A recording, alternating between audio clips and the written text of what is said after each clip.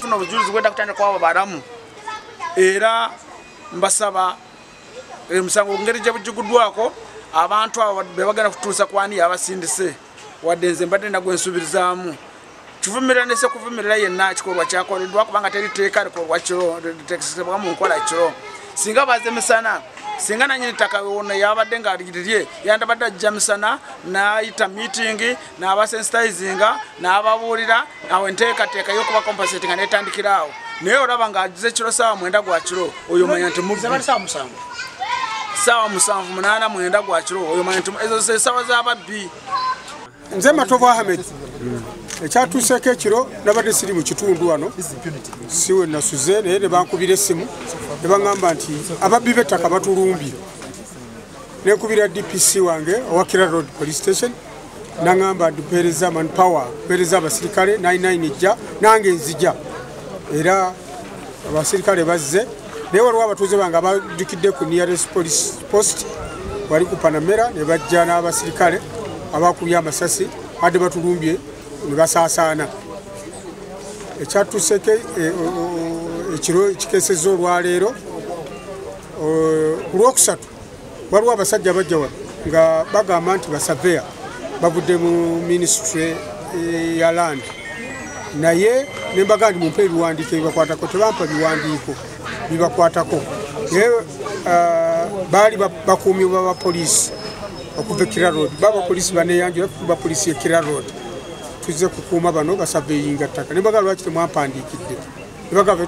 tumanyi tebakuwandiikidde naye mu baluwa mu mwalimu mutokokoragana n'abatuze ddala His Excellency President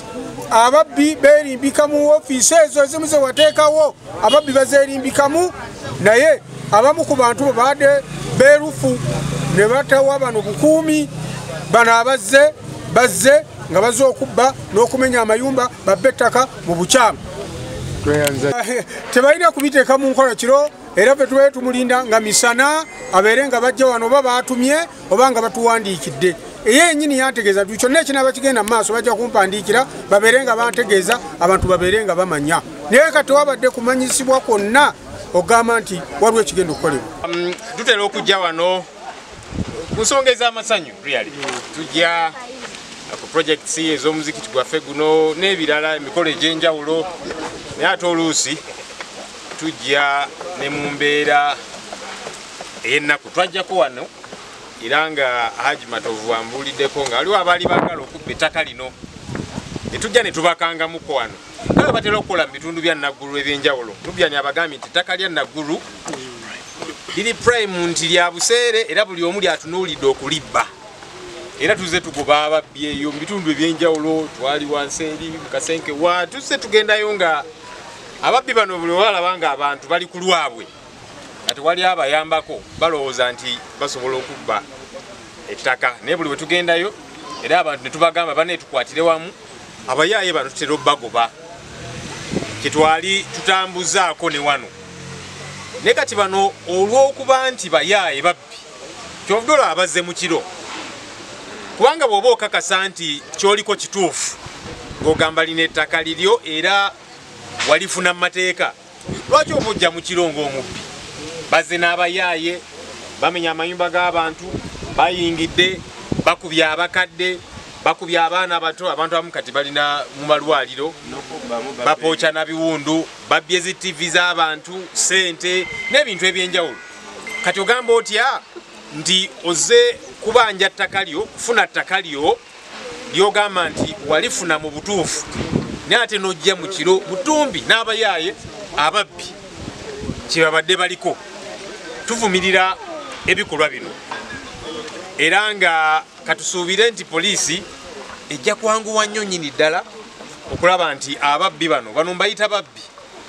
bakangavulwa kubanga bino bisusse ne ku nsonga ey'ettaka kubanga ensonga eno ey'ettaka iri mu kooti era nga kooti yalagira nti zonna enjuyi zigende mu kooti ennaku z'omwezi 30 guno omwezi gwennyini gwe tulimu ogwa June so ffenna nga kyetulindiridde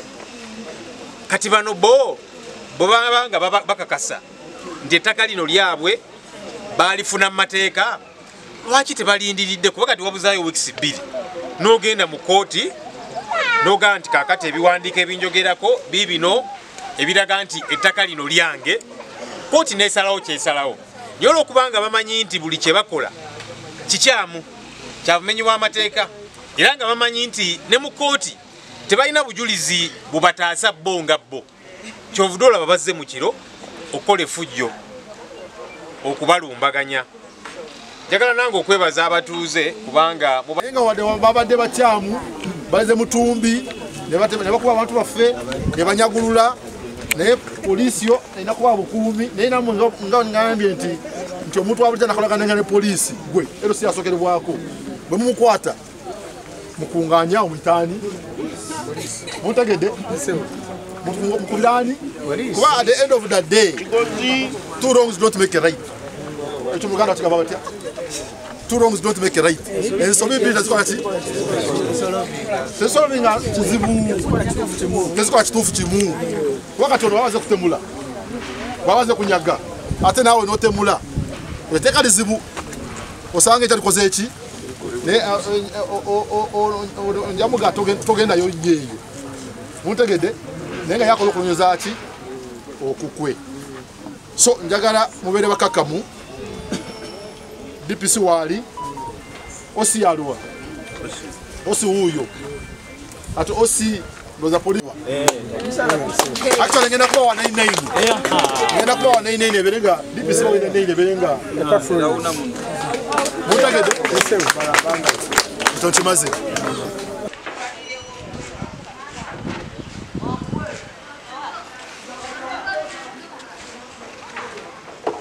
ate yagala n'okwebaza abatuuze kino kye tuyita okwebereramu singa tegabadde maanyi gammwe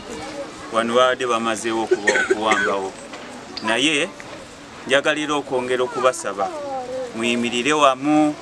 amatu gabeere alert kubanga mumanyi bajja mu kiro bwe batu we bajja era n'omusirikale gwe babadde naye kasa singa bamaze okuba ebibaatu wano babadde bamaze okuwambawo ate era kiragana bulungi nti bajiddeko omuntu amanye ettaka lino eriyita kubanga basimye ebinnya nga biraga boundary ly'ettaka tetusobola kumanya oba saveya oba mutuuze wa wano ekyo tujja bimanya oluvannyuma naye nga mbasaba buli omu abeere musirikale wa munne ng'akuuma neighbor we kyekyo kye twetaaga mu community singa tetwebeereddemu singa oba temwebeereddemu kino kyabadde kiwe tundu ebyenjawulo ntera omulaba ng'agenda abantu bebagezaawo okugoba ku ttaka naki ate kaakati nasuubira nti bwe yali ajja wano era yalirwanye ennyo ku bantu bano kubanga pulidenti yawa order okwerula ensalo ekyo kyakolebwa kubanga ekyo tokikola na sayidi emu yokka okwerula ensalo abantu bonna abagamba nti balina akakwate ku ttaka balina okubeerawo era buli omu n'alaba ki ekivudde mu lipooti eyo naye ekisingira ddala nti waliwo omusango mu kooti kubanga bannaffe bagamba yes nga bwetulwana ku nsonga ezo katwekubira enduulu mu kooti kati kooti yesinga byonna kooti yesinga n'ekiragiro oba kya minisita oba kyani ne bwe kiba nga kivudde mu state house kooti eba esinga ekiragiro ekyo kati kooti egambye tujja kusuula nga ennaku z'omwezi 30 omwezi guno lwaki tetulinze ekyo lwaki tupapa kubanga ekyo ekiraga nti waliwo obubbi obutategeerekeka kyovudde olaba tugenda kulwana kulaba nti abantu bano tewali muntu n'omu abalyaza amaanya.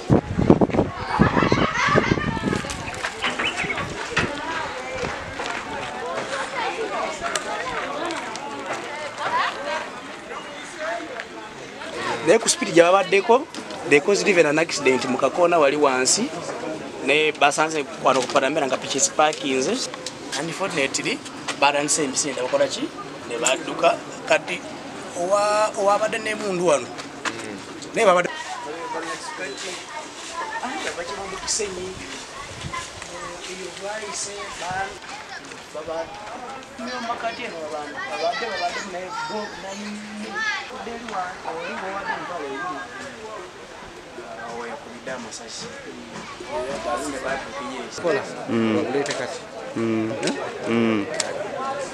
Nimanya nti oto yayo tubazze bali abazze babadde bangi banga nti badde bawera 7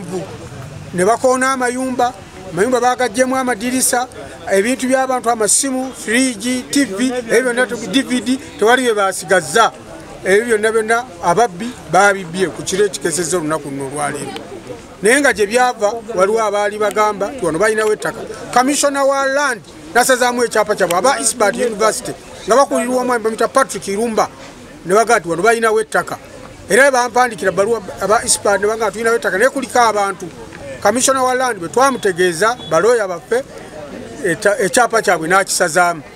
akati bano ne baddukira ewa minisita bamuyita Sam Mayanja n'alagira abantu corruption unit bajje bakole investigation ne bamuwa amawulire nti abamisbawudini kwe bali ne bano aba Eastbat balina gwe basasula fene tuwakanya ekya minisita kye yagamba lawyer n'agenda mu kooti bwano bafunye information ky'omulamuzi agenda kulira omusango ennaku z'omwezi 3 kwe kujja okukola effujjo lino nga bamanyi nti mu kooti bamenya ebyamateeka nga